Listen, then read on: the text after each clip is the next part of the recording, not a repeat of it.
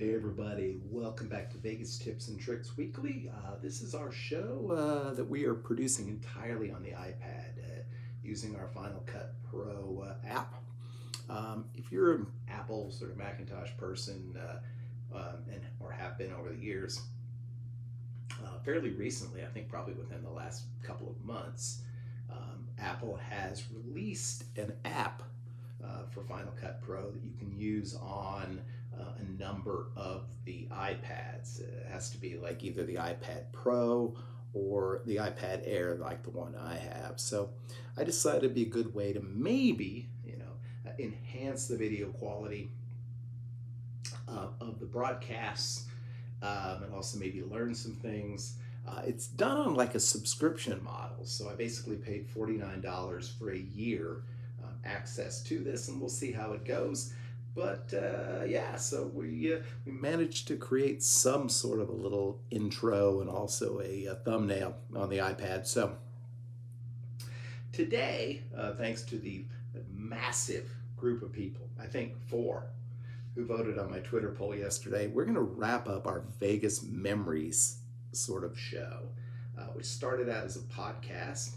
And yeah, there hasn't been a podcast for a while. And that will probably change here over the next few weeks or months at least. But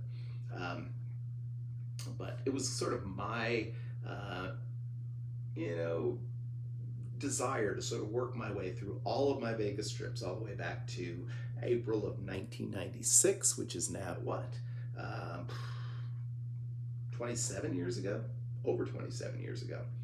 So anyway, we are down to the 2023 trips. And there's a chance I will like walk away from the camera for a minute just to check my references here. But 2023 was, I would say, the most epic year ever in Las Vegas for me. And I didn't even lose a shoe. The previous couple of years, largely because of the COVID situation and a few other personal things, I ended up going to Vegas just a couple of times. And if you go back to the trips, say, what? That'd be like, 2019, 2018, 2017. There are usually three sort of shorter trips in that sort of 4 to 5 day range. But I thought that, given the cost of airfare these days and, given some other things going on in my life, that I would sort of decide to just do a couple of trips a year and make those trips a bit longer. And so that was the plan for 2023. And the first trip for the year was one that I wasn't really sure was going to happen because, as many of you know, I work in the retail business, and frankly, and I also work in I did then and I still do work in a college town. And so when it's spring break in March, a lot of people ask for the time off. So I wasn't really optimistic about getting the week of spring break off for what was the Keno wedding. As you remember, we touched base with the Kenos a couple of different times the previous year, but found out in October they were engaged, and the plan was for them to get married. I think it was the 19th of March. I don't know, 19th or 20th, something like that, of March in Vegas. And I was fortunate enough to be invited, but I really wasn't sure if I was going to be able to get that time off. But I discovered, much to my happiness, that I was able to do that.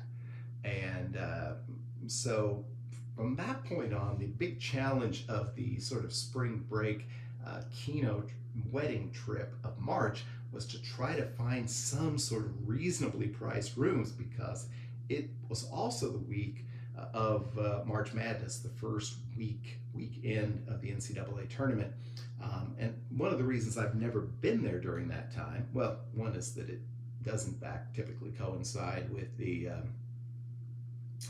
with spring break, but also that it's just a very difficult, very expensive time to get there.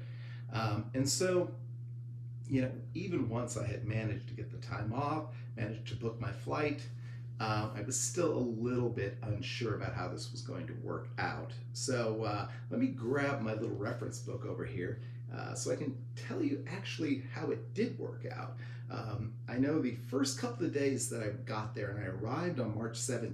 Did I arrive on March 17th? Yeah, I guess so. St. Patrick's Day. Got checked into my room at what was then Bally's and is now Horseshoe, and immediately tried to sort of find some of the many friends and acquaintances that were going to be there at the same time. I remember I ended up getting some food at this sort of hot chicken place in the bazaar shops at Bally's. And it was quite good. It was quite hot, I will say that. The other thing I managed to do was turn my diamond status with Caesars, which had basically been obtained through booking a lot of cheap motel rooms with Wyndham. And then I managed to get that matched to MGM Rewards Gold, which worked out really well for me because, you know, just a couple of days later, I would end up staying at one of those properties. So, worked out pretty well. Spent the better part of the first afternoon and evening over at Cosmopolitan. Was walking around trying to find a Cinnamon Girl at one point, but then ultimately just kind of hung out and gambled and ran into people like Duder, Andy, Simone. Who else did we run into there? But just a lot of folks were hanging out at the Cosmopolitan. Had a great time there. Was a great way to start out the trip.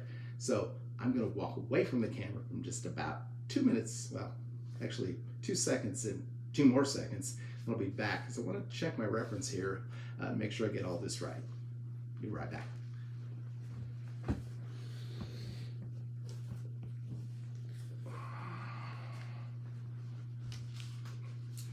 As many of you know, the reason that I can remember all of these trips is because I literally write them all down. And 2022 was an amazing year, and so wanted to write that down. I actually only spent the first night of my trip at Bally's, and then at the next couple of nights, for the very first time in my life, I stayed at New York, New York. It was fine. I had a good time there. And just to go back, and this is why we reference this stuff, it looks like I actually got into town on March 16th. But still, you know, I was able to connect with everybody. March 17th, of course, St. Patrick's Day. By that time, I had already moved over to New York for a couple of nights. Had a good time there. I didn't like the casino as much as I thought I would, but it was a good time. Number of folks staying in and around that area, and there were activities going on all throughout the Keno wedding week. Just, you know, people meeting up, hanging out, but also we had a sort of rehearsal dinner, as I recall. I think that might have been my second night at New York, but those who can remember can let me know about that. We ended up at the Hofbrauhaus. You know, if you ever stayed at the Hard Rock back in the day, you probably looked across the street and were like, what's that sort of German-sounding place? But we had a good time there. That was a lot of fun. That was Friday night, so it would have been maybe the 18th? Yeah, something like that. But that was a lot of fun. And then, of course, the wedding itself on Saturday was epic. You know, I occasionally, you know, sort of characterize these Vegas meetups as, you know, the same, you know, giving me the same feeling that I had, you know, when I watched sort of the Avengers movie when all of the superheroes got together. Well, even though most of us really aren't superheroes, it was pretty epic to see everybody get together, hang out, and spend time. I mean, people I'd never met before, to people that I had spent time with multiple times over the years. So, but yeah, I mean, the Keno wedding has been covered many, many times. in many different channels. So I won't go into all the details, but it was a lot of fun. Spent a lot of time on this trip, I guess, with our friend Duder. Spent a lot of time on this trip hanging out with Daniel Ocean, and of course the usual suspects as well. So it was a lot of fun, and the wedding itself, it got really ugly. I'm not gonna lie, not the wedding itself, which is beautiful, but the aftermath. The one and only frontiersman, represented on our shirt here, had brought a lot of different whiskeys along for the trip, and I may have tried a couple more than I probably should have that night. So that was kind of crazy. Ultimately made my way the last few nights of the trip down to Luxor. As many of you know, one of my favorite properties, just hang out in and relax and stay at. So had a good time there. And along the way, again, was able to meet up with a number of friends at Cosmopolitan and so forth. Particularly, I think about Andy and Simone. Had a great time with them. One night just hanging out at their room at Cosmo. But yeah, I mean, what are we going to say? The Kino wedding event was pretty epic. What I will say, for me at least, it wasn't the most epic event of the year in Las Vegas. And that was my own wedding, which was not planned in March or April or even May. Probably wasn't planned until June. And it was one of those things where it's there's no way we can pull this off. I'm not going to get the time off. We're not going to find the flights. We're not going to get the hotel room. But it didn't work out that way. We flew out on my second trip of the year, July the 10th, with my now lovely bride. But at that time, we were simply fiancés, I guess you would say. And we flew out of Kansas City because we were both still living in Lawrence, Kansas at the time. And the bad thing was our flight kept getting delayed. So we didn't get into Las Vegas that Sunday night until like 11 o'clock, maybe later. Excuse me. But yeah, it was really late. By the time we got an Uber, Lyft, whatever it was, to the Luxor and got checked in, it was almost midnight. I had gotten really fortunate. I don't think the flights were particularly inexpensive, but for whatever reason, maybe because of my gambling back in March, I don't know, but I was able to book a one-bedroom suite in one of the towers at the Luxor, very similar to the one I stayed at back in, I guess it would have been 2020? Yeah, 2020 for Rocktober. Pretty much the same type of room, a little worn around the edges, but it really worked out well. The wife really liked it. It was great having the extra space, particularly, and that's really the case with a suite if you both have sort of different sleep schedules, as we typically do. So that worked out really well, and she liked it a lot. And I think I only paid for one night. I paid like $80 for one night, and we were gold at that point still, so we didn't pay any resort fees as well. We actually got married on 7-Eleven. That was her thought. She was very committed to getting married on 7-Eleven. Got up that morning myself pretty early, went down. I'd rented a car for the day because we knew we'd have to go to the wedding license bureau, get back to the hotel, get dressed, go to the chapel, etc. So it seemed like a good idea. Got that through Avis right there at Luxor. I'm not going to get into that. There were a few issues with that, but ultimately they all got resolved okay. So I'm not going to complain too much. So I picked up the car. They gave it to me and said, there's not a lot of gas in the car. So, just return it with about the same amount of gas. So of course I went and filled it up, got some coffee at 7-Eleven and headed back. We made it downtown pretty early. I don't know if any of you know where the Wedding License Bureau is, because it's really kind of downtown near the courthouse and everything. I think it only took us maybe 30 to 45 minutes to get the license. It's not terribly expensive. You do have to swear that you're not already married, that kind of thing. But that was cool. Headed back to the hotel. Actually, we didn't immediately head back to the hotel. We're thinking about trying to find something to eat. And for whatever reason, she had decided, wow, can we find somebody that has funnel cakes? And it turns out there's a shop down at the town center plaza there, a few miles south of Mandalay Bay, where they have like a funnel cake kind of kiosk thing. So we went down there, we got some funnel cakes, had a lunch of sorts, and then headed back to the hotel. Got dressed up for the wedding. Of course, I couldn't find the car in the parking garage because that's me.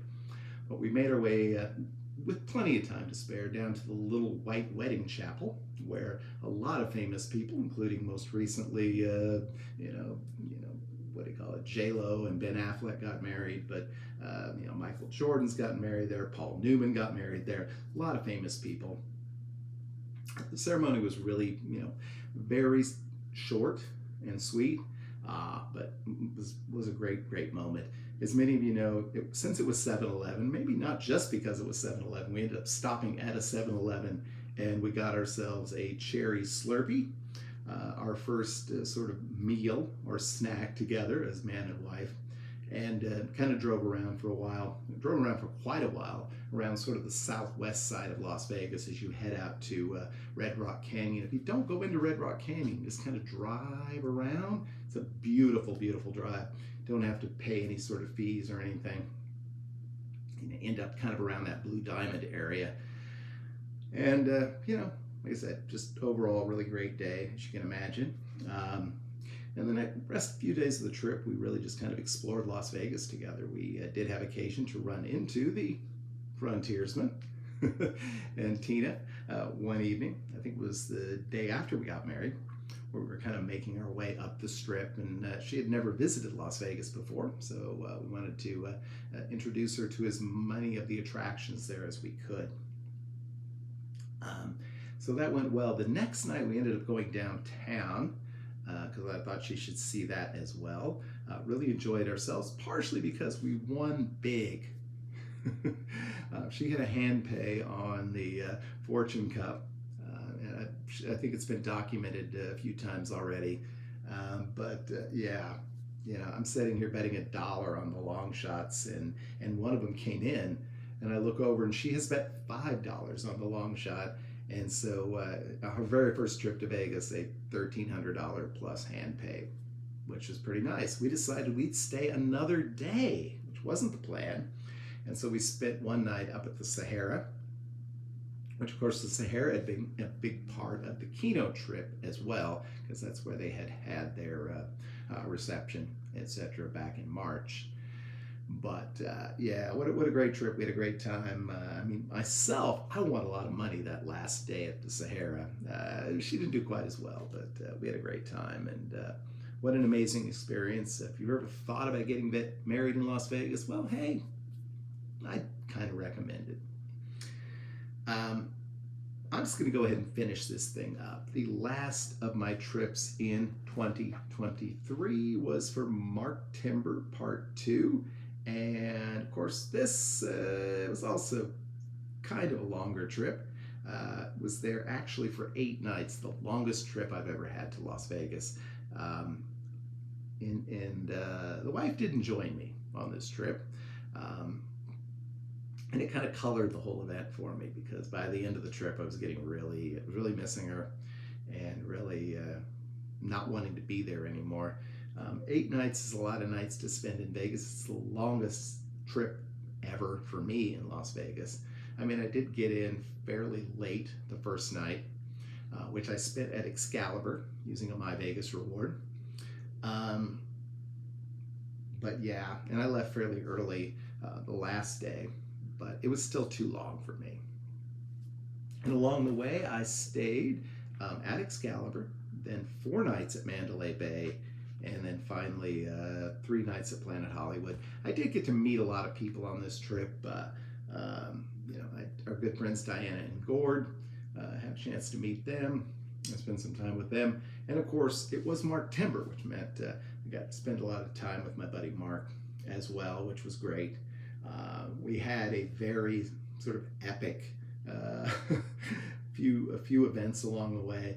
our downtown casino crawl where we had a drink everywhere. Again, probably not a recommended strategy, but we did it anyway. It was my first time staying at Mandalay Bay. Really liked it. My first time staying at Excalibur, and it was okay, but not going to get all worked up about it. It wasn't that great. And then, the last few days at Planet Hollywood were nice. But by the last day or two, I was kind of done. Thanks to the Kinos, was able to check out the Shania Twain concert at Planet Hollywood, and then also ended up going to a impersonator show at Tropicana, which was also really good. So I saw a couple of shows on the trip, got to hang out, spend time with a lot of great people, but it was a trip that just went way too long. And by the time I got home, I was just so ready to get away from Vegas. And I'm sure most of you, even people that love Vegas, can certainly understand how that feels sometimes. But so no, it was a good trip. And really, this kind of wraps up the Vegas Memories sort of podcast, Vegas Memories series broadcasts that we've talked about. I guess very soon we'll be able to do a 2023 Vegas Memories show here in the next 3-4 months, I guess. So we'll probably continue this along this time, but 2022 was the most epic year ever, even though I didn't lose a shoe. I gained a wife. I met so many great people that I had not had a chance to spend time with before. And I was able to spend time with so many great people who I had already met and who were such a big part of my life. So hopefully you've enjoyed this Vegas Memories series that we've been doing for, probably close to a year, I'm going to guess. Yeah, I think it's got to be at least a year. And we'll continue to talk about our memories of Las Vegas. Maybe we'll do some sort of themed shows, talk about our favorite restaurants or our favorite hotels over the years, our favorite trips. We've done that already, but we might revisit it. But just want to appreciate all of you who have continued to check out the channel. We don't have a lot of fancy stuff on here, a lot of glitz and glamour, a lot of great video shots of Vegas, though. Like I said, I am planning in September to do a vlog, so we'll see if we can update you with some more interesting views of Vegas. But so many of you have expressed your appreciation for what we do here, and it's not for everybody. But if you think it's for you, I do encourage you to hit that subscribe button, hit that like button, and let us know why you like our channel. And if you have any friends or family you think might enjoy what we're doing here, we're going to try to get back over the next month or so into genuine Vegas tips and tricks. And we'll let you know the direction of the channel going forward. But hey, we managed to do this video on Final Cut Pro, and that's what we said we were going to do, and we did it this time. So until next time, I hope you have a great, lucky, and healthy week. We'll see y'all again real soon. Bye-bye.